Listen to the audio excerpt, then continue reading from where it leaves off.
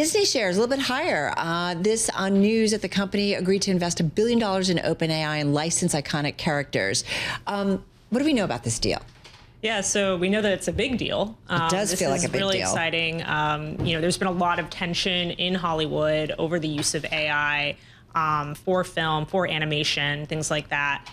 And Disney has made a huge statement here with this investment.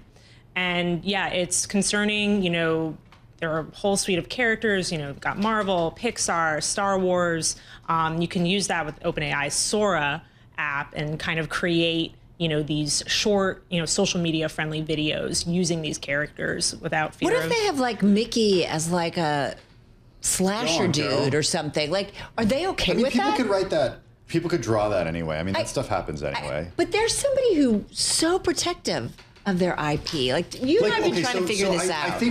I think you make a really good point, because if you remember back to the early days of like image generation in the last 3 years, when people were really experimenting with these LLMs and getting them to do stuff, they were actually creating characters that were, Disney would never actually create, or other IP owners would never actually create. And everyone was like, wait a second, this is going to be a huge headache for these companies. Yeah, so we know from the beginning, like you said, people have been drawn to this. They've been doing, their own creative stuff with these characters. Some of it is fun, some of it is not.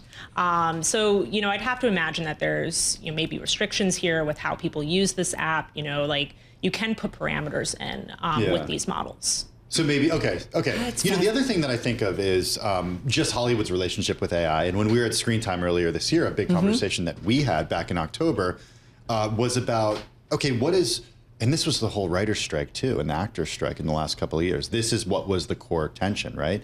To what extent are these studios going to use AI from a scripts perspective, from an actual visual effects perspective, to replace us, to supplement us?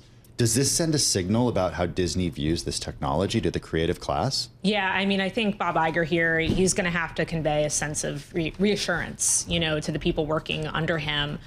Even though this is a first step forward, I just want to point out you can't use voice with any of these characters. You can't use like Tom Hanks's voice for Woody from Toy Story, for example. But it is still a huge development. And I know a lot of creatives in Hollywood are worried that, they could be replaced. Why? What? Go ahead. Why is Disney doing this? Yeah. Is it just, have they done anything internally when it comes to AI on their own? Or like, why are they doing this? They've filed a lawsuit against Midjourney. That's the company I was thinking of, yes. Yeah. So, that was sort of the earlier sentiment that they had. Yeah. But, I think what we can see here is they want a piece of the AI pie.